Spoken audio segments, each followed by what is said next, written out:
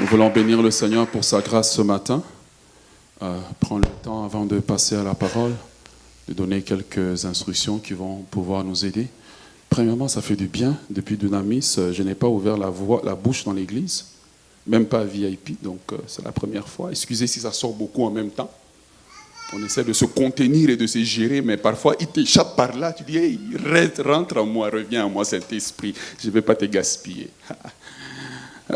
Seigneur, tu es bon. Je ne savais pas que tu étais bon comme ça. Il y a des niveaux de bonté dans la vallée, puis il y a la bonté quand tu es à la montagne en haut. Tu vois, tu t'exprimes et puis tout le monde te regarde et te trouve bizarre. Tu dis, je comprends, la femme de David maintenant. Il y a des adorations qui te mettent en difficulté. Tu te demandes, c'est Dieu qu'on adore ou c'est le diable? Non, c'est Dieu. Quand tu l'as croisé face à face, tu as vu la Shekinah de sa gloire tomber. Un jour, pas tout seul.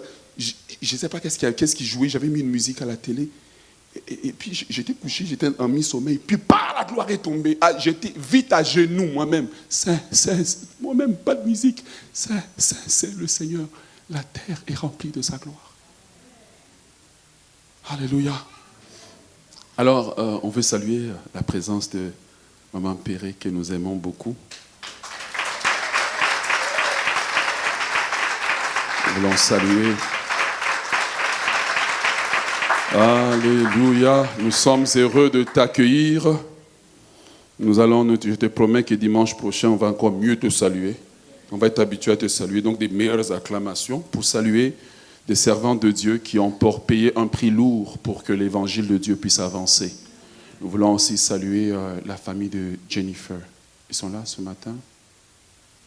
Sa maman. Maman pasteur, nous vous saluons, nous vous saluons. Voilà. Soyez les bienvenus à Montréal. Nous sommes en train de compter les jours. Ça va être violent, ça va être piquant, ça va être pimenté, ça va être bon. Et les célibataires, c'est là que vous dites Amen. C'est prophétique pour toi, ça va être bon. Ça va être bon. Ça va être pimenté. Ça va être joyeux. Voilà, nous sommes vraiment dans la joie de voir tant des mariages qui se déroulent, mais la règle est la même. Nous fêtons le soir, le matin, nous sommes à l'église. Et nous ne sommes pas en retard. La sœur Mireille, amen. Vous là-bas? Vous là-bas? Même si vous servez, ceux qui prennent nos chantres en otage là pour servir, pardon. Si tu ne veux pas un problème avec Dieu, libère-les. Et puis quand tu les embauches là pour travailler, il n'y a pas de problème. Mais arrange-toi aussi qu'ils aient un transport pour rentrer. Pas qu'ils commencent à tourner comme des orphelins, ils ne savent pas où aller. Et puis ils peuvent embarquer par hasard dans la voiture de quelqu'un mal intentionné. Non, tu embauches l'enfant d'autrui, tu arranges aussi le transport. Même un parent, c'est la première chose que tu poses. On te dit, mon enfant va danser dans un mariage. Première des choses, est-ce que je peux voir la danse? Tu ne laisses pas ton enfant aller juste comme ça, tu veux voir. Sinon, là, tu dis à l'enfant, amène-moi la danse et l'habit que tu vas porter. Tu veux t'assurer que ta fille ne va pas ressembler à la fille d'Hérodias. Le Saint-Esprit interprète. Alors c'est important de préparer aussi le moyen de retour et de fêter en pensant que le dimanche, un mariage n'est pas une excuse pour manquer le culte. Il y a des églises dans lesquelles on vous marie le soir, vous les mariez, dimanche matin vous êtes à la maison de Dieu. Il y a eu un amen perdu là-bas. Un amen au hasard. Il y a les dimanches, on vous marie le dimanche, le samedi, dimanche vous êtes à l'église. Si tu n'es pas discipliné avec ta propre vie chrétienne, personne ne va te discipliner. Personne. Tu vas passer ton temps à admirer les autres, à admirer les autres, à admirer les autres, mais toi-même, tu ne payes pas le prix pour la moindre des choses. Il pleut, tu ne viens pas à l'église. Il y a un mariage, tu ne viens pas à l'église. À la fin de l'année, quand le Saint-Esprit fait la comptabilité et des réunions de semaine et des réunions des dimanches manqués, tu as manqué 40% des réunions. Frère, soyons sérieux avec Dieu.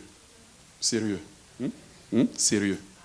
Donc venons au mariage et puis venons le dimanche matin. Et puis, comme moi là, je ne suis pas né avec l'esprit de timidité, moi je te poserai la question, je ne t'ai pas vu après le mariage, tu étais où? Et puis là, tu auras le choix de me mentir ou de te repentir. Alors on a besoin que vous soyez là. L'été n'est pas une excuse, nous voulons vraiment avoir des cultes où on a plus de temps d'adoration. Plus de temps d'adoration, plus de temps à chercher Dieu, plus de temps à répandre nos cœurs. Pas qu'on vient... On passe 30 minutes, on te salue, et puis on salue un tel. Il n'y a pas de problème avec ça, mais vraiment, on était venu pour Dieu. Donc c'est important qu'on prenne le temps cet été vraiment de célébrer Dieu.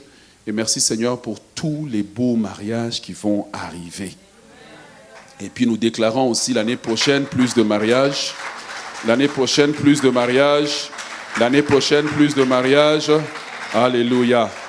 Nous voulons, le pasteur est bien arrivé en RDC, donc très débordé comme d'habitude. Et nous allons le garder en prière. Et demander que le Seigneur mette sa main sur lui. Comme vous le savez, le secrétariat est fermé 2 jours et seulement ouvert 2 jours semaine. Donc c'est important à nous de nous adapter. Et bon, voici les photos qui passent en arrière, le scoop. Il est beau comme d'habitude, hein? Alléluia. Ah, tu vois la santé du Canada. Hein?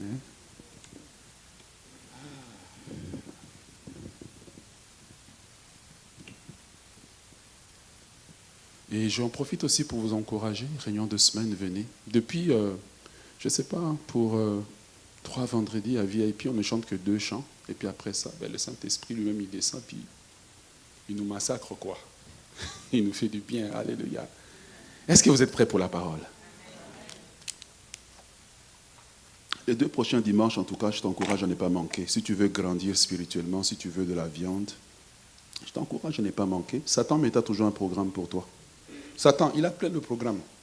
Quand tu veux prier, WhatsApp, zzz, tu dis, tu veux jeûner, c'est là qu'on t'amène dans plein de programmes. C'est ta discipline que tu t'imposes. Je voudrais vous inviter à vous lever. Je ne considère pas ça vraiment comme un message, mais une exhortation. Ensuite de cela, nous allons prier. Alléluia. Nous allons lire 2 textes ce matin. Le thème du message ce matin, c'est « Jésus passe par ici ». Est-ce que tu peux le dire à ton voisin « Jésus passe par ici ». Si vraiment Jésus passait, tu le dirais comme ça. Dis à ton voisin « Jésus passe par ici ». Dis à quelqu'un d'autre « Jésus passe par ici ». Ce n'est pas moi, c'est Jésus. Bon, peut-être qu'on s'est trompé, il y a des bars Jésus, il y a différents types de Jésus. Dis à ton voisin, Jésus de Nazareth passe par ici. Dis à ton voisin, Jésus de Nazareth passe par ici. Nous ferons 2 lectures de la parole de Dieu pour cette courte exhortation et ça me fait tellement du bien de partager avec vous. On est sorti de Dunamis et puis le Saint-Esprit m'a dit, bon, je veux que pour un temps tu ne prêches pas. Viens dans ma présence, reste avec moi. Et c'est dur hein, quand tu es habitué à prêcher. Mais vraiment, ce que j'ai fait comme à gauche, à droite, c'est parce que c'était déjà à l'agenda, mais Dieu veut nous parler ce matin. Premier texte que nous allons lire sera dans Genèse, chapitre 8, le verset 6 à 12. Genèse, chapitre 8, les textes vont apparaître. Tu n'as pas besoin de chercher, ma chérie, c'est à l'écran. On est très moderne à la citadelle. Voilà, vas-y. 40 jours après, Noé ouvrit la fenêtre qu'il avait ménagée dans le bateau et lâcha un corbeau. Celui-ci s'envola. Il revint bientôt et repartit à plusieurs reprises jusqu'à ce que les eaux se soient résorbées sur la terre. Puis Noé lâcha une colombe pour savoir si les eaux avaient baissé sur la terre. Mais n'ayant pas trouvé de perchoir, elle revint vers lui dans le bateau, car toute la terre était encore inondée. Noé avança la main et prit la colombe et la ramena auprès de lui dans le bateau. Il attendit encore 7 autres jours et lâcha de nouveau la colombe hors du bateau. Elle revint vers lui le soir, tenant dans son bec une feuille d'olivier toute fraîche. Noé sut ainsi que les eaux s'étaient résorbées sur la terre. Il attendit encore 7 autres jours et relâcha la colombe. Cette fois, elle ne revint plus vers lui. J'aimerais que vous souligniez dans votre Bible, 7 fois, elle ne revint plus vers lui. Est-ce que vous pouvez souligner, s'il vous plaît? 7 fois, elle ne revint plus vers lui. Le deuxième texte que nous allons lire sera dans Marc chapitre 10, un texte très connu, très aimé de notre pasteur, à Marc chapitre 10, le verset 46 au verset 52. Marc chapitre 10, 46 à 52, ensemble. Entre-temps, ils arrivèrent à Jéricho. Lorsque Jésus et ses disciples sortent de la ville, une foule nombreuse les accompagne.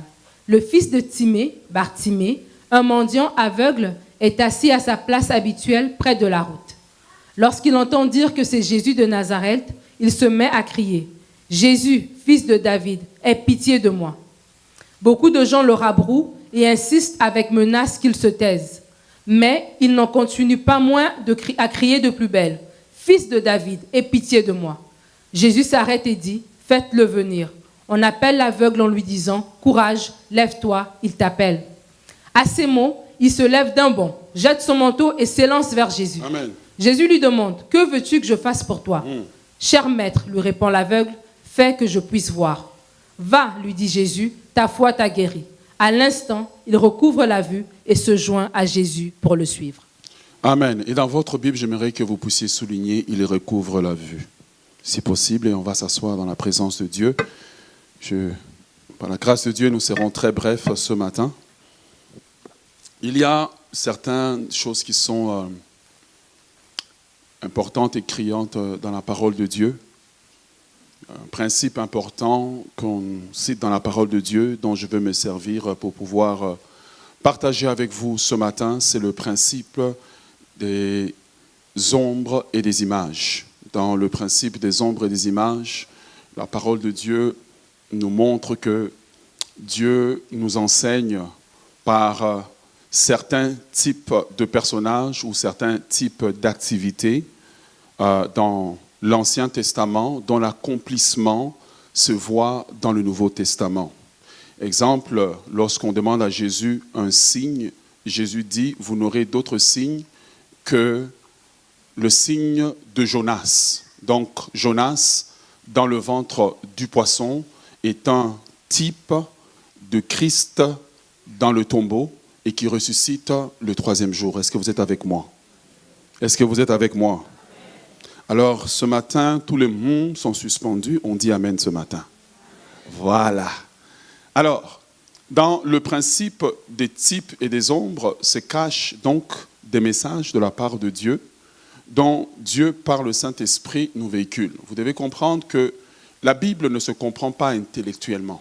La Bible se comprend spirituellement, car le Saint-Esprit, c'est le meilleur enseignant, le meilleur pédagogue pour nous aider à comprendre la parole, à nous l'expliquer et à nous sortir les rémas et les vérités cachées de la parole de Dieu. 3 ans d'école biblique fera simplement que tu es juste dans la doctrine, mais tu ne peux pas couler avec le Saint-Esprit. C'est avec le Saint-Esprit. Jésus dit aux disciples, Jésus a passé 3 années avec les disciples. Si au bout de 3 années, la Bible dit que Jésus, il leur ouvrit les yeux pour qu'ils comprennent les Écritures. La parole de Dieu nous parle des Juifs dans 2 Corinthiens. Il dit que ces Juifs-là, ceux qui sont docteurs de la loi, il dit quand ils lisent les Écritures, il y a un voile. Ils ne se lèvent qu'en Christ. Il n'y a que le Saint-Esprit qui nous aide à comprendre les Écritures. Est-ce que vous êtes avec moi? Et donc, dans le principe des ombres et des images, nous avons l'image du tabernacle et de tous ces ustensiles et de tous les offrandes qui se passaient dans le tabernacle, en fait, qui préfigurent Christ, les sacrifices de Christ. Tous les sacrifices, les services lévitiques préfigurent Christ. Lorsqu'on parle des 7 fêtes de l'Éternel, ce sont les 7 fêtes qui pointent vers Christ et qui pointent au-delà même de Christ, qui montrent en fait l'agenda de Dieu pour la rédemption de l'humanité et qui pointent vers le retour du Seigneur Jésus-Christ, car la Bible est pleine de types d'ombres. Amen. Hébreux chapitre 8, le verset 5 nous dit, en parlant des offrandes et des sacrifices de l'Ancien Testament, il dit « Lesquels célèbrent un culte, image et ombre céleste, selon que Moïse en fut divinement averti lorsqu'il allait construire le tabernacle. Et soin lui fut-il dit » Vous n'avez pas le texte? Hébreux chapitre 5, verset 8. Donc, il dit, et soin lui fut-il dit de faire tout d'après le modèle qui t'a été montré. Le tabernacle était un type d'ombre et d'image accompli dans la personne de Christ qui est lui-même l'offrande, le sacrificateur, lui-même qui est le tabernacle divin. Quelqu'un dit Amen. Hébreux chapitre 10, le verset 1, Hébreux 10, 1, dans ce sens nous dit, en effet, la loi qui possède l'ombre des biens à venir et non l'exacte représentation des choses, ne peuvent jamais, par les mêmes sacrifices qu'on offre perpétuellement chaque année, amener les assistants à la perfection. Amen. Et donc, nous comprenons que la parole de Dieu opère sous le principe des types et des ombres. Dans les types et les ombres, le Saint-Esprit cache certaines choses qu'il révèle avec le temps à l'Église au fur et à mesure que nous avançons. Et en utilisant le terme type, c'est le mot grec typos qui est utilisé dans le Nouveau Testament de façon parsemée avec plusieurs significations. Typos qui signifie, qui décrit en fait un modèle ou un schéma.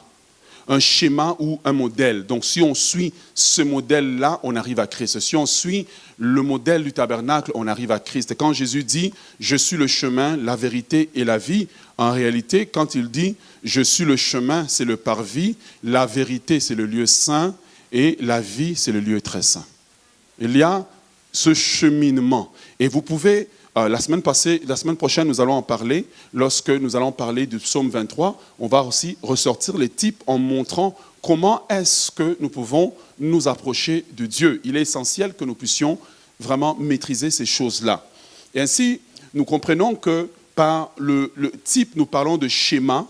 Nous pouvons le voir dans Tite, chapitre 2, verset 7, Hébreux 8, 5, que nous avons lu. Et en parlant de modèle, nous pouvons voir aussi dans Romains chapitre 6, le verset 17. Amen.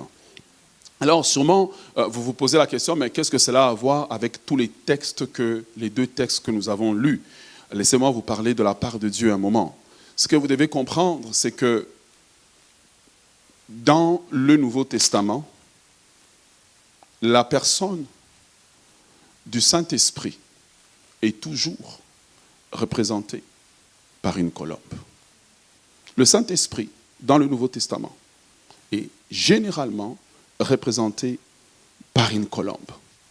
Et chaque fois que Dieu veut faire des choses nouvelles dans notre vie, chaque fois que Dieu veut faire des choses nouvelles dans l'Église, Dieu est comme Noé. Il envoie le Saint-Esprit. Et le Saint-Esprit part de la présence de Dieu.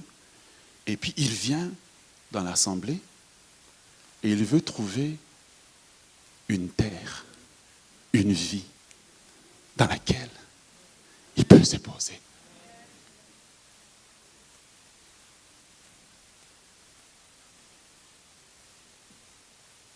Et parfois, il va se poser pour un moment parce que la terre peut recevoir, mais les eaux n'ont pas encore complètement baissé. Et donc, il retourne vers Dieu en disant, c'est le candidat à la guérison, mais il n'est pas encore totalement prêt. Are you with me? Je ne sais pas si ça ne vous excite pas. Non. Et Noé représente ce type de Dieu qui relâche l'esprit. Chaque fois que nous nous réunissons, chaque fois que nous avons une réunion, Dieu entend et Dieu relâche le Saint-Esprit. Et le Saint-Esprit vient, comme dans le livre de la Genèse. Au commencement était la parole était avec Dieu. Il dit que l'Esprit de Dieu se mouvait sur les eaux. Il se meut sur l'Église. Et il cherche maintenant, pas à seulement se mouvoir, mais il veut atterrir, afin de manifester dans l'Église les œuvres du Père. La grande difficulté du Saint-Esprit dans l'Église, ce n'est pas de venir, c'est d'atterrir.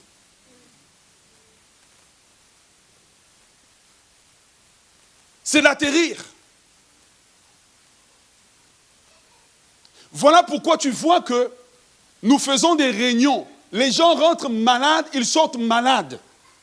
Ils préfèrent aller se soigner chez un docteur comme si Jésus ne guérit plus, comme si Dieu ne fait plus de prodiges, comme si Dieu n'agit pas. Je vais vous dire la vérité, c'est ma conviction, je suis prêt à mourir pour cette conviction. Jésus-Christ est le même hier, aujourd'hui et éternellement. Mon Dieu que je sers est un Dieu de miracles, il est un Dieu de guérison, il est un Dieu de libération, il est un Dieu qui opère des signes et des prodiges. J'ai été dans sa présence, j'ai vu des paralytiques marcher dans l'esprit, j'ai vu des estropiés laissés, j'ai vu tellement de chaises roulantes laissées quand la présence de Dieu est tombée. Le grand problème de l'Église, c'est que les chrétiens et l'Église ne sont pas un contenant où le Saint-Esprit peut juste descendre.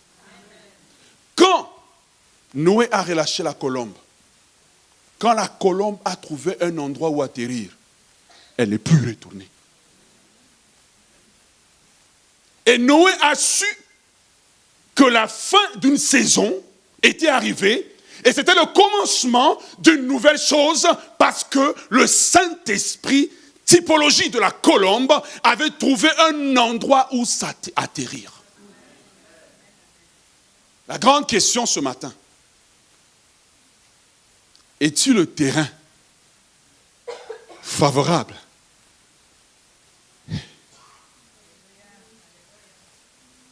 Non.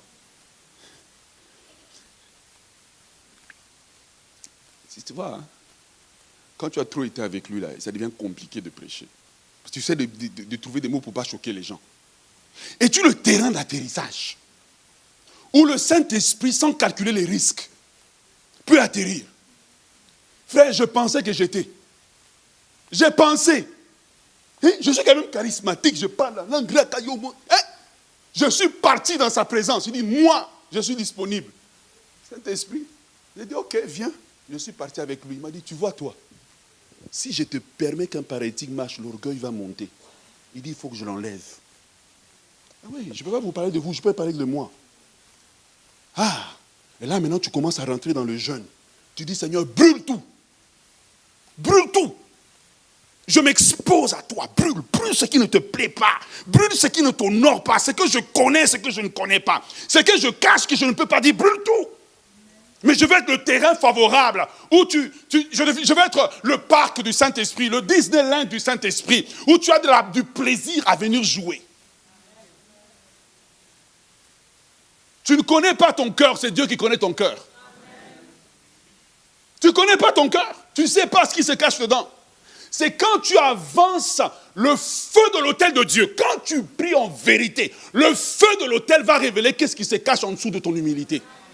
Je te dis, il m'a dit, il faut que tu rentres dans une dimension où quand même un paralytique marche, tu ne bronches pas, tu es calme. Il faut que tu arrives. Dieu a fait pour toi. Tu as acheté une Mercedes. Ce n'est pas nécessaire que tu partes devant l'église pour que tout le monde voit. Et puis tu montres aux autres, nous avons, vous n'avez rien. Non, ça ne te dit rien. Tout ce qui te coûte, c'est Seigneur, je ne veux pas perdre ta présence. Je ne veux pas perdre ta présence. J'ai besoin de ta présence. Tu sais, quand tu veux garder la présence de Dieu, même beaucoup de disputes, tu les évites. Parce que ça va tellement te coûter de regravir la montagne que frappe-moi si tu veux, mais je vais garder la présence. Bats-moi si tu veux, mais je vais garder la présence. Je n'ai plus de temps à perdre. J'ai besoin.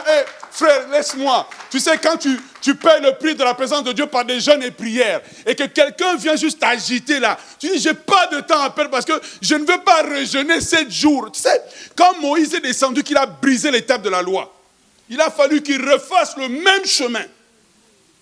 La présence de Dieu, elle coûte. Elle coûte. Quand tu l'as, tu dois la protéger à tout prix. À tout prix. Et donc Noé relâche.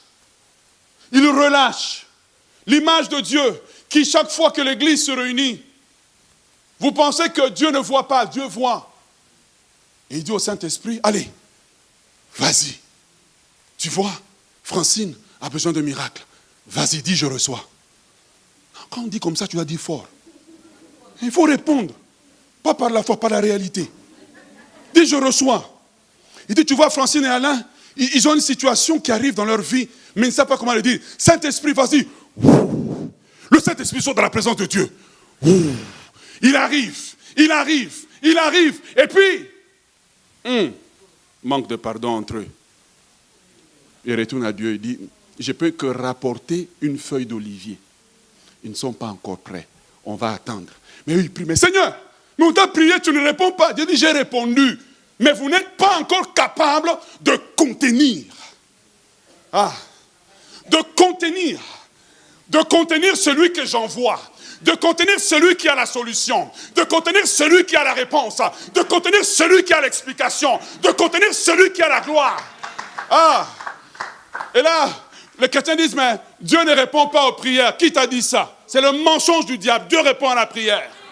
Dieu n'est jamais trop tard. Dieu n'est jamais en avance. Dieu a toujours le bon mot au bon moment. Il a toujours l'horaire juste. Chaque fois que l'église se réunit, Dieu écoute. Et comme Noé, il dit, vas-y. Le Saint-Esprit sort. Et dans l'assemblée, il commence à parcourir. Il parcourt. Il va un peu par là. Il manque de foi. Trop foi. Non. Non. Peut-être par là. Peut-être par là. Peut-être par là. Non. Personne. Peut-être par là, non, personne, non. Parce que les gens sont trop intellectuels. Peut-être par là, peut-être chez les enfants, peut-être. Et le Saint-Esprit arrive. Et puis, vous êtes en train de crier, il s'est posé seulement sur une personne. Et, tu sais, quand tu l'as, laisse.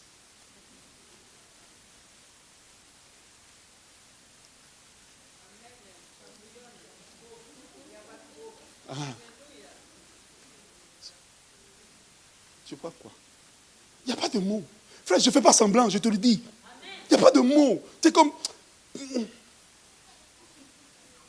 Tu veux expliquer, mais tu ne peux pas expliquer. Tu es juste calme dans ton coin.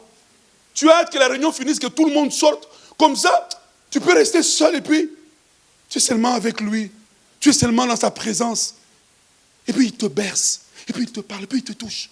Mais tu ne peux pas comprendre ça avec la théologie. Ça se comprend avec les genoux. Tu peux me sortir tous les grecs et hébreux que tu veux. Mais il y a une dimension de Dieu. Ce n'est pas la théologie, c'est la communion. Est-ce que vous êtes avec moi? C'est pour cela que Paul, dans les livres d'Éphésiens, il dit aux Éphésiens d'être remplis jusqu'à toute plénitude. Donc déborder de Dieu. Le chrétien doit déborder de Dieu. Quand tu réagis, même déborder de Dieu. Même quand tu n'es pas d'accord, tu débordes de Dieu. La nature divine se manifeste par ton caractère.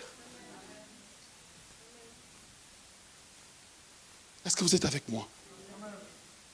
La plus grande difficulté du Saint-Esprit, c'est de trouver dans l'Église un terrain favorable. Laissez-moi vous donner quelques exemples.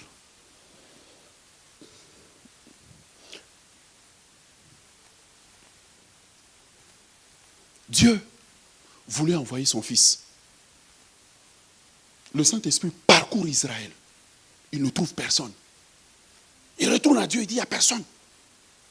Dieu dit, va, cherche encore, il y a quelqu'un. Ce matin, il y a quelqu'un que le Saint-Esprit cherche. Ne pensez pas que le Saint-Esprit, c'est l'émotion. C'est parce que tu ne l'as jamais vu. Quand tu l'as vu, ce n'est pas l'émotion. Quand tu l'as vu, le Saint-Esprit, ce n'est pas l'émotion.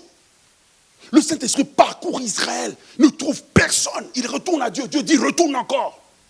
À chaque fois que nous nous réunissons, Dieu dit au Saint-Esprit, retourne encore, parce que mes enfants sont réunis. Mais il veut trouver un terrain où il peut atterrir.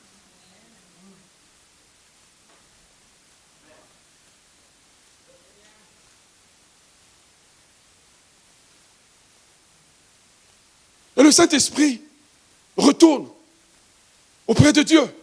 Il dit à Dieu, ah, j'ai trouvé. Et Dieu demande, tu as trouvé où? Chez les sacrificateurs? Non. Tu as trouvé où? Au temple? Non. Mais tu as trouvé où, Saint-Esprit? Saint-Esprit dit, j'ai trouvé dans la lignée de David une petite fille insignificative, une petite fille sans histoire. Son nom, c'est Marie. Dieu dit, ah, tu as trouvé, tu es sûr? Oui, je peux descendre sur elle. Et Dieu dit, ok, dépêche-toi parce que mon fils doit venir. Le Saint-Esprit quitte la présence. Gabriel arrive, il dit, je dois vérifier moi-même l'information. Il demande, Marie, tu es heureuse parce que tu as trouvé grâce devant Dieu. Marie, le terrain favorable, s'incline et dit qu'il me soit fait. C'est la volonté de Dieu. Les terrains favorables. Ce message, c'est pour quelques personnes qui comprennent ce que je suis en train de dire. Les terrains favorables n'opposent aucune résistance. Il dit, je serai insulté, mais qu'il me soit fait selon ta volonté. Je risque de perdre Joseph, mais qu'il me soit fait. Je risque de ne pas être populaire, de faire un scandale dans ma famille, mais qu'il me soit fait selon ta volonté. Ta volonté est ma priorité. Tu n'as voulu ni offrande, ni sacrifice. Mais voici, je suis venu, moi, pour faire ta volonté. C'est ça que Dieu cherche. Des gens qui ne vont plus tenir à leur réputation. Des gens qui ne vont plus tenir à qui ils sont, mais qui vont dire, moi, brûle-moi l'autel, brûle-moi, Seigneur, brûle-moi. J'ai tel péché, j'arrive pas à m'en débarrasser, mais brûle-moi avec le péché, brûle. Et maintenant, Saint-Esprit, quand Marie répond ça, Gabriel dit ce que le texte de Genèse dit. Il dit à Marie, le Saint-Esprit, viendra sur toi. Il dit le Saint-Esprit lui-même viendra sur toi. Et ce qui est impossible deviendra possible. Car là où le Saint-Esprit descend, l'église où le Saint-Esprit descend, ce qui est impossible devient possible. Les miracles deviennent possibles. La guérison devient possible. La restauration devient possible. La puissance rentre dans l'église. La puissance est dans le ministère. Marie, qui humainement ne pouvait pas avoir un enfant. Quand le Saint-Esprit est descendu, une saison miraculeuse a été inaugurée.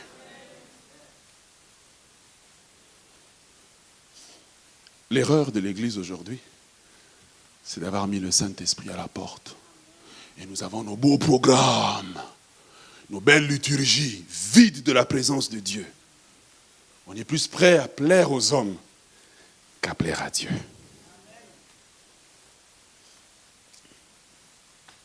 J'ai passé l'étape où j'essaye de faire parce que ça se fait.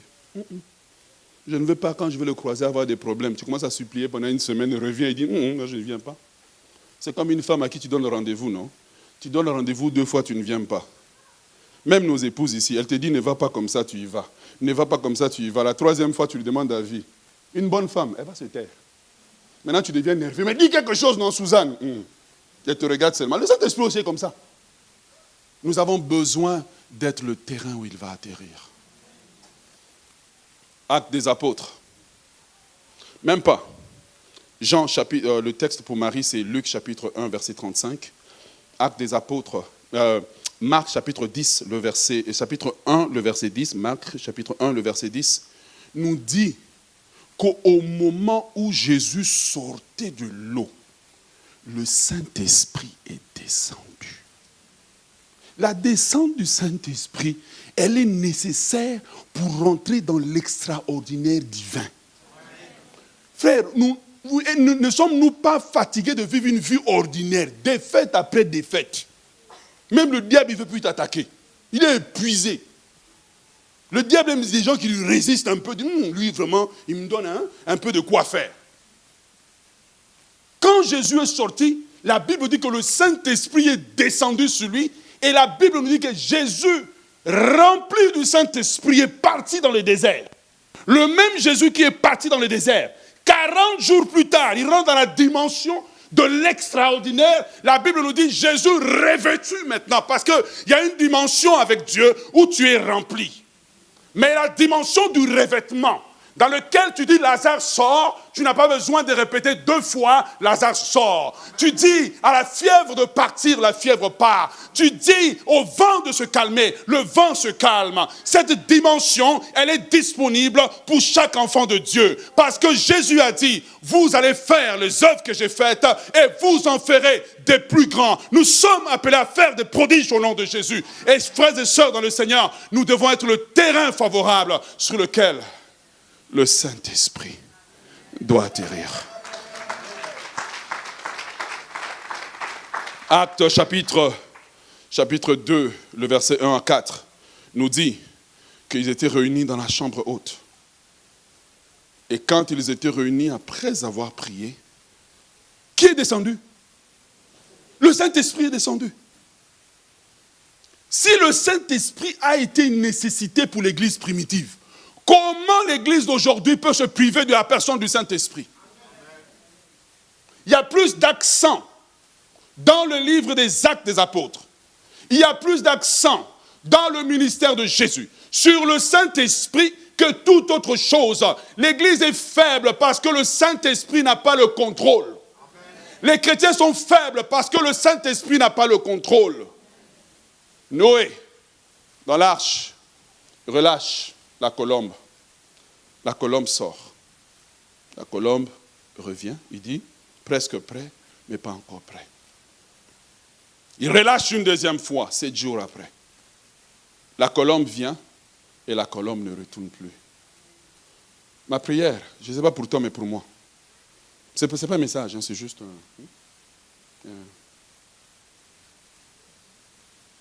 ma prière, c'est de devenir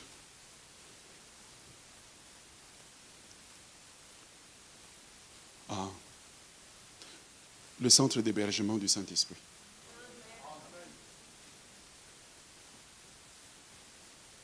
Comme ces serveurs-là qui... Est-ce que le terme est bon, je pense? Le serveur. Comme ces serveurs-là qui portent des sites Internet. De devenir ça. Peut-être pour ceux qui sont montréalais, qui ne sont pas très informatiques, de devenir l'autoroute des carrés du Saint-Esprit. Quand il veut passer quelque part sur la terre, il dit, oh, il est où lui? Je vais passer par lui. De la même façon, il dit, il voulait passer sur la terre, il dit, je vais passer par Marie. Est-ce que Dieu peut passer par toi? Frères et sœurs, il y a quelques résistances, en fait, que le Saint-Esprit croise lorsqu'il veut venir sur les croyants, lorsqu'il veut venir sur l'Église. Je vais les citer rapidement parce que je veux que nous puissions avoir un temps de prière ce matin. 5 forteresses. 5 forteresses. 5 forteresses. La première forteresse que le Saint-Esprit croise lorsqu'il veut descendre, c'est la forteresse de la familiarité. Dis à ton voisin la forteresse de la familiarité. Pendant que je préparais le message, j'avais juste écrit le mot forteresse, mais le Saint-Esprit me montrait qu'en fait,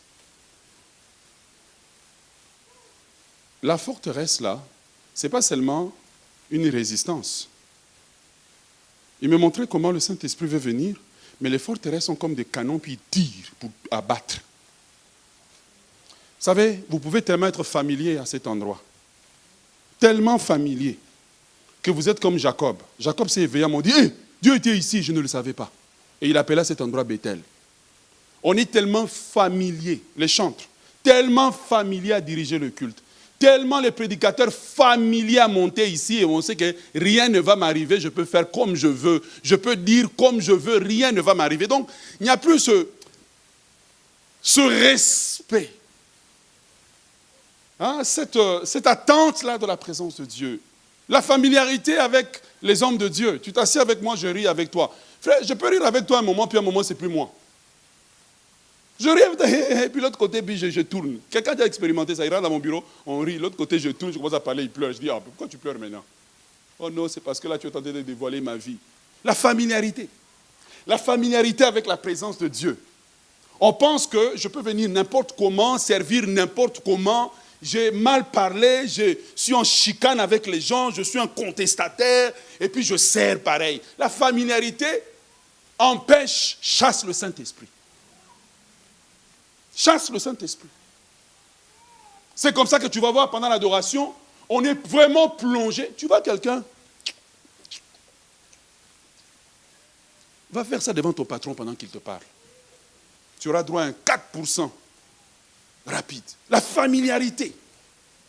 Et ce que nous avons besoin, c'est de redécouvrir la sainteté de la présence de Dieu.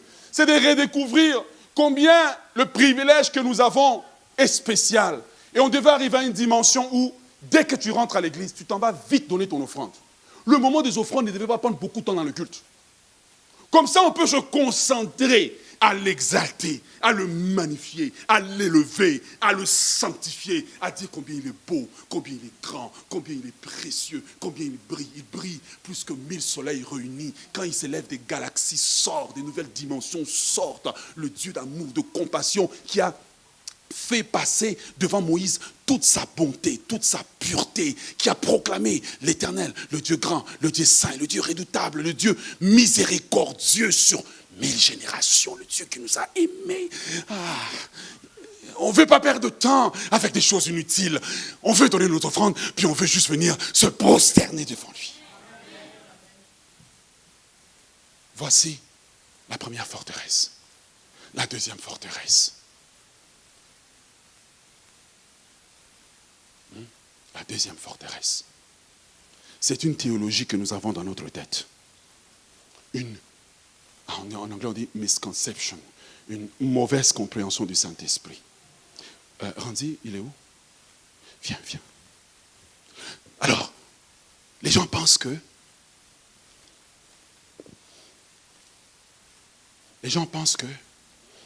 quand on dit Saint-Esprit, Saint-Esprit, le Saint-Esprit vient. C'est une mauvaise théologie. Le Saint-Esprit ne vient pas comme ça. Vous savez, c'est comme un homme qui est marié. Toute la journée, il a été méchant. Et puis le soir, chérie. Vous pensez que la femme est dupe? Elle a compris. Là, tu vas voir, oh, la casserole est tombée à la cuisine. Oh là là, l'ampoule, il faut. Parce qu'on a compris que tu n'étais pas intéressé à moi toute la journée.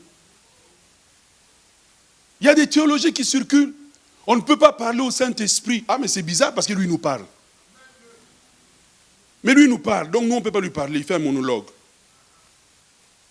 Le Saint-Esprit est une personne. Le Saint-Esprit est une personne agissante. Le Saint-Esprit est une personne en activité. Il est écrit dans les livres des Actes des Apôtres, le Saint-Esprit dit. Le Saint-Esprit dit. Le Saint-Esprit dit. Quand le Saint-Esprit dit, on peut causer avec lui. Une mauvaise théologie fait qu'on ne comprend pas l'activité du Saint-Esprit. On pense qu'on peut manipuler le Saint-Esprit. Mais si tu es là, c'est pour ce jour. On pense qu'on peut manipuler le Saint-Esprit avec quelques petites chansons sur le Saint-Esprit. Joue-moi une chanson sur le Saint-Esprit. Il ne faut pas jouer compliqué, moi aussi je dois connaître la chanson, non? Voilà, c'est ça. Saint-Esprit descend. Rêve. Hey. Aïe, aïe, aïe. Ah, il est là. Et là, vous dites, où il est là? Parfois vous chantez, il n'est pas encore là. Il est en train d'enjoy. Et puis à un moment donné, vous restez silencieux.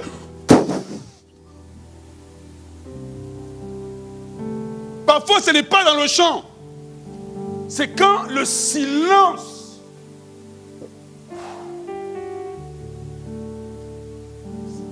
Et là, tu entends, quelqu'un est guéri, quelqu'un est restauré, quelqu'un est libéré, quelqu'un est libéré, quelqu'un est libéré. Une situation est réglée. Parce qu'il est là, il commence à agir, il commence à toucher.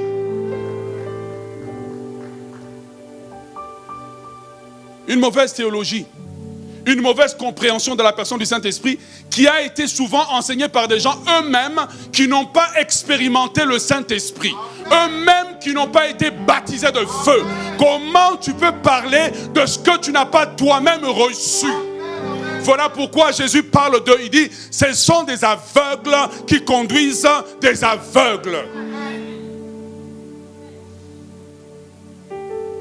Troisièmement, troisième forteresse, les mauvaises expériences du passé. Et le diable est spécialisé à... aidez-moi avec un terme. Keep playing. Le diable est spécialisé, quand il y a un mouvement du Saint-Esprit, à produire aussi des faux apôtres ou des faux mouvements. Et plusieurs d'entre nous, sur Internet, où nous avons expérimenté des choses qui ont fait qu'on s'est fermé. Et donc, dès qu'on entend Saint-Esprit, on pense émotion, On pense il faut bouger. Oui, il faut bouger aussi, non? Il ne faut pas être seulement mort. Hein? On pense, quand on pense Saint-Esprit, on pense vraiment, bon, c'est pour les non-éduqués. On pense plein de choses qui ne sont pas vraies. Et le diable nous a présenté ça comme étant un tableau. Et ce qui fait que dans notre subconscient, nous sommes fermés en fait à l'activité du Saint-Esprit. Donc même si nous disons Saint-Esprit, Saint-Esprit, au fond, il y a un mécanisme en nous. Et tu vas le voir dans l'église. Dès qu'on dit mouvement du Saint-Esprit, tout le monde surveille. Qui va trop crier? Qui va trop? Dès que quelqu'un se secoue trop, on l'enlève de l'autel. Oh. Mais laisse-le. Toi, tu sais ce que Dieu est en train de faire? Tu sais comment la personne a lutté? Tu sais la libération qui se passe? La Bible nous dit que c'est spirituellement que l'on discerne. Il faut discerner. Et vous voyez, les mauvaises expériences. Je travaille beaucoup dans le prophétique.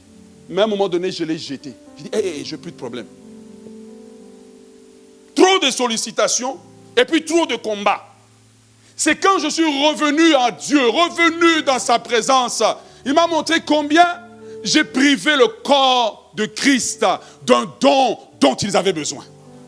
Que plusieurs personnes pouvaient être guéries, que plusieurs personnes pouvaient être restaurées. Frères et sœurs dans le Seigneur, ne laissez pas nos mauvaises expériences d'hier, c'est que le diable a présenté comme faux, bloquer l'activité du Saint-Esprit. Là où il y a le vrai, il y a toujours aussi du faux. Mais là où le vrai est vraiment, le vrai va toujours. Vous savez, il y a des magasins où tu achètes des bleus. Bon, j'ai porté bleu. Tu peux avoir porté bleu. On a tous porté bleu, mais moi j'ai vraiment bleu.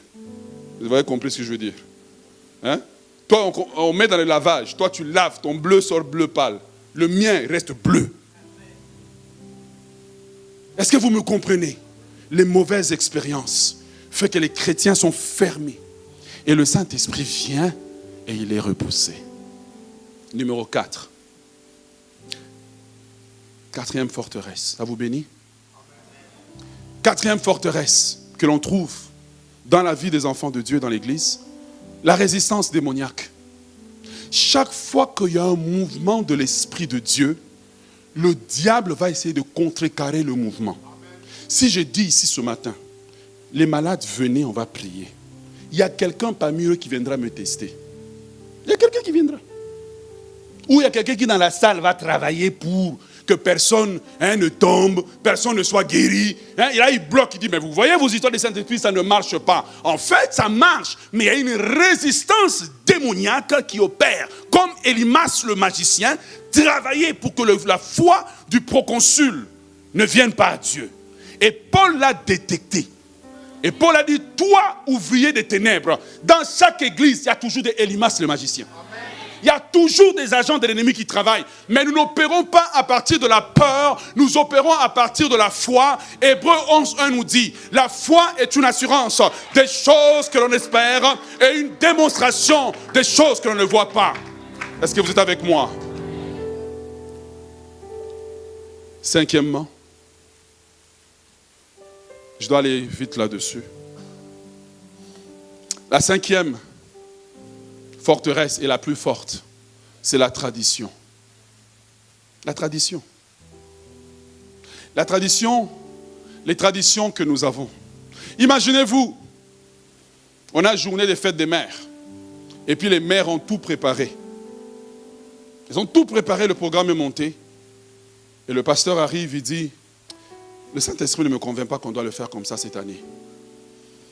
Et il demande au choral de s'asseoir, aux dames qui sont déjà habillées de s'asseoir. Et il dit, nous allons maintenant prier, chercher Dieu. C'est là qu'on va voir de quel bois tu te chauffes. C'est là qu'on va voir. C'est là que tu vas ressortir tel que tu es. Parce qu'en réalité, c'est que nous avons établi des traditions et nous ne sommes plus flexibles. Flexibles à suivre le Saint-Esprit.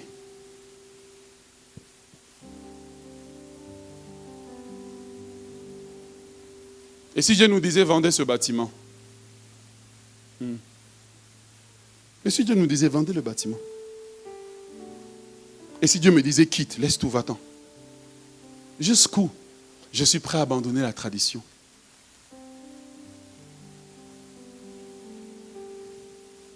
Et vous voyez, ces jours-là, Jésus passait. Et en fait, il portait sur lui le Saint-Esprit. La colombe qui était descendue au baptême de Jean était toujours là. Et quand il marchait, ces jours-là, il y avait plein d'aveugles. Plein. Mais il y a quelqu'un qui a demandé, au fait, c'est qui passe? Parce que je peux arriver dans une saison de ma vie où je peux peut-être ne plus voir, mais je peux parler. Parce qu'en réalité, je ne suis jamais complètement bloqué. Il y a toujours une petite ouverture que Dieu laisse. Comme l'arche, la porte était fermée, mais il y avait quand même une petite fenêtre pour que le Saint-Esprit passe. Et l'aveugle dit, on lui dit, c'est Jésus qui passe. Il aurait pu dire Jésus. Il dit non, fils de David. Aie pitié de moi.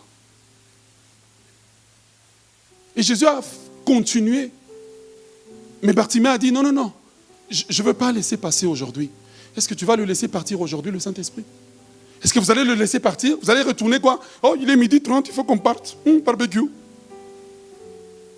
Vraiment, j'ai beaucoup de programmes. Je suis très pressé. Saint-Esprit, adapte-toi à moi. Es-tu déjà entré dans la prière, puis tu as attendu Dieu pendant 3 jours? Il ne vient pas. Tu l'attends vraiment. Tu as prié, tu as fini tous les paroles en langue. Tu es couché maintenant. Tu n'as plus rien à dire. Lui aussi, il te regarde. Il dit, tu es toujours là? Tu dis, oui, je t'attends. 3 jours après.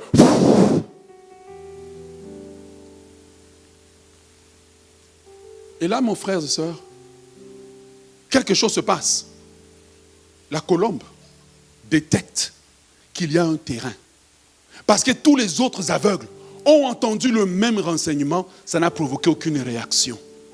Bartimée a dit, je m'en fous, insultez-moi, je le veux.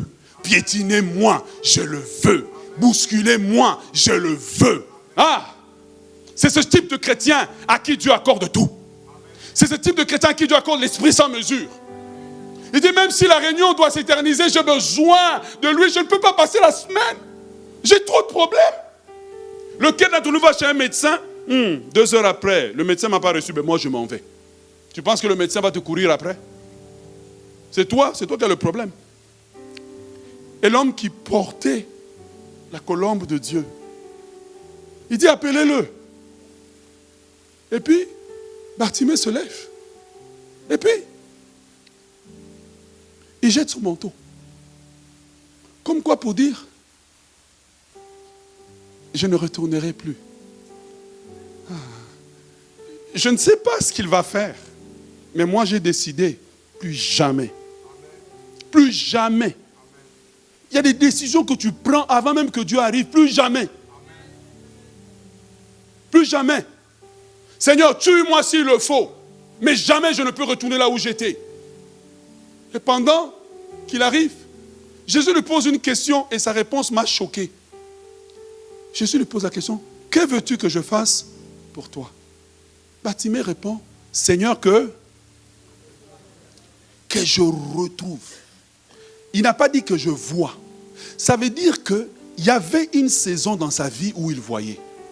Il y avait une saison où il voyait, mais quelque chose est arrivé.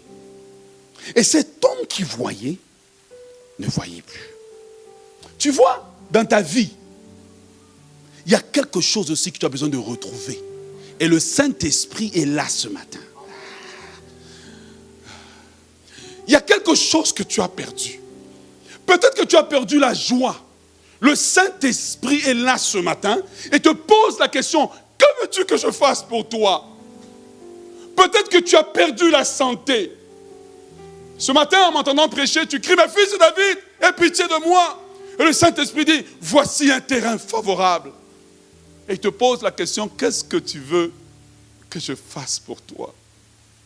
Ce que j'aime, c'est que partout où le Saint-Esprit est, ce que nous avions perdu, nous pouvons le retrouver. Partout où le Saint-Esprit est, nous pouvons le retrouver. Peut-être que tu as même perdu la présence de Dieu. Tu es un responsable de l'église, mais tu as perdu la présence de Dieu. C'est possible de servir Dieu sans sa présence. Tu parles, c'est du vocabulaire, mais il n'y a pas la chose de Dieu, qu'on sent que tu étais avec lui à la montagne, que tu as, quand il a été transfiguré, que ton visage brille aussi comme lui. On sent que tu n'as pas été avec lui. Tu peux le retrouver ce matin. Le message de Dieu ce matin, que Dieu m'a envoyé à vous dire, Église La Citadelle, c'est que comme au temps de Bartimée, Jésus passe ici. Ce n'est pas un Jésus de condamnation, c'est un Jésus de restauration. Ce qui a été perdu peut être retrouvé. La vue peut être retrouvée. La santé peut être retrouvée. La délivrance peut être retrouvée. La joie peut être retrouvée. Le mariage peut être retrouvé. L'argent peut être retrouvé. Tout ce qui a été perdu peut être retrouvé ce matin. Est-ce qu'il y a un peuple de Dieu qui peut acclamer le Seigneur très fort ce matin? Ce qui a été perdu peut être retrouvé. Peut être retrouvé, peut être retrouvé. Ce qui a été perdu, quand le Saint-Esprit vient, c'est que tu as perdu. Bartimée n'a pas dit que c'est impossible. Il a dit, si je voyais hier, je peux encore voir aujourd'hui. On va prendre quelques moments dans la présence de Dieu. Mais mes frères, je vous dis d'avance, je vous dis pardonnez-moi. Ça va être un moment un peu bizarre, parce que c'est un moment d'intimité. Donc les amoureux de Dieu, vous allez les voir se projeter par terre. Parce que je marche là, je vois le Saint-Esprit sur eux. Je marche, je le vois. Bartimée, il est venu tel qu'il est, entier. Il dit que je retrouve la vue. Qu'as-tu perdu que tu as besoin de retrouver, Église? Qu'est-ce que cette Église a perdu qu'elle a besoin de retrouver?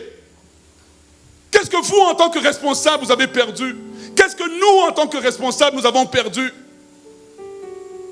Qu'est-ce que tu as perdu? Qu'est-ce que ton mariage a perdu? Qu'est-ce que tu as perdu?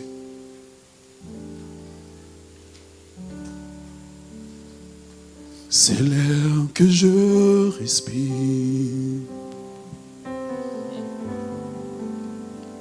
C'est l'air que je respire.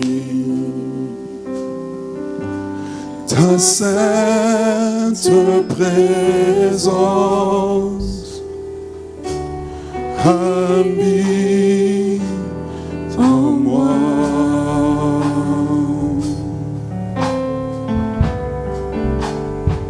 C'est mon pain quotidien.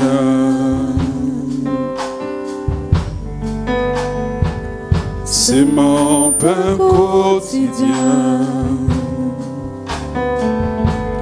Ta sainte parole Qui vit en moi. Répondons au Saint-Esprit ce matin. Soyons un terrain favorable. Oh, et moi. Et moi.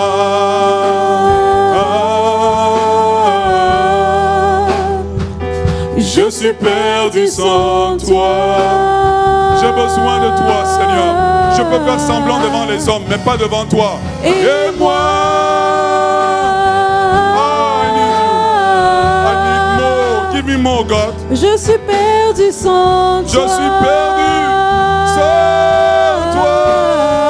Et moi. I need you, God. Oh, donne-nous ta présence. Je suis perdu sans toi. Et moi.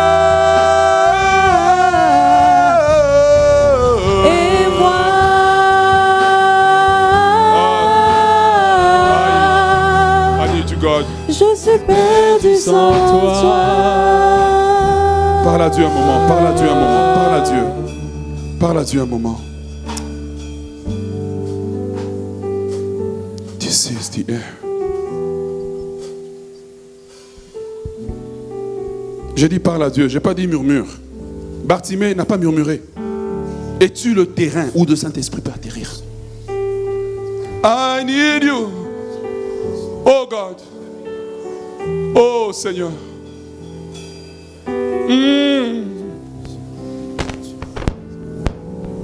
Et moi. Et moi.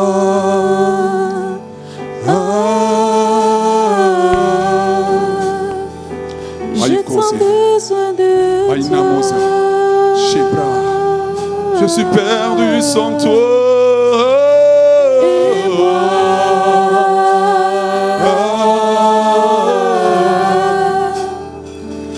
Je suis perdu sans toi.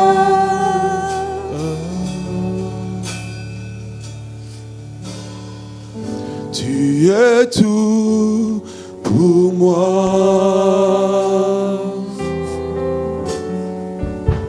Sans toi, Je ne Shama peux vivre. la nebo zibra.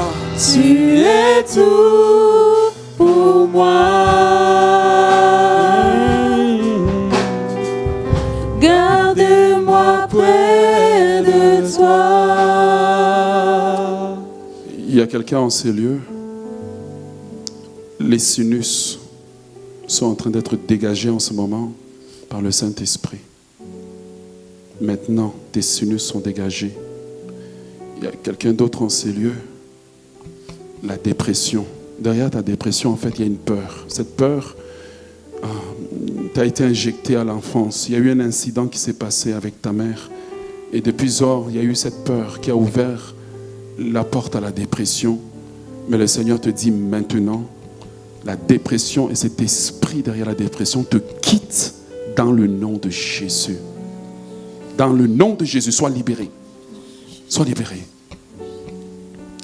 Tu es tout Pour moi. Levons-nous ensemble, s'il vous plaît. Sans toi, Sans toi, je ne peux vivre. je ne peux vivre. Tu Tu es tout pour moi. Garde-moi près de toi. Tu es tout pour moi. Tu es tout pour moi. Sans toi, je ne peux vivre. Sans toi, je ne peux vivre. Tu es tout pour moi. Garde-moi près de toi. Il y a quelqu'un qui a un problème du côté droit. Je ne sais pas si c'est les reins. Je ne suis pas médecin. Je vois ici, du côté droit, quelqu'un a un problème. Et c'est comme si ça a formé comme des caillots. C'est comme si des caillots ou des boules. Je vais proclamer ta guérison ce matin. Sois guéri dans le nom de Jésus. Sois guéri dans le nom de Jésus de Nazareth. Sois libéré de ce mal, que cet esprit d'infirmité te quitte maintenant dans le nom de Jésus de Nazareth. Attire-moi à toi.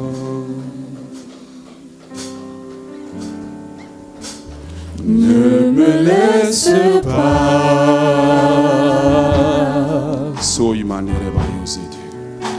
Je veux tout abandonner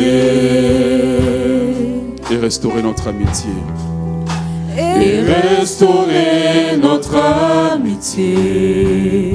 Tu es mon désir. Tu es mon désir. Je ne veux que toi. Je ne veux que toi.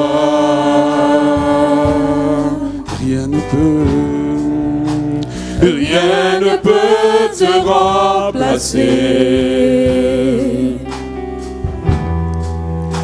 Dans tes bras je suis rassuré.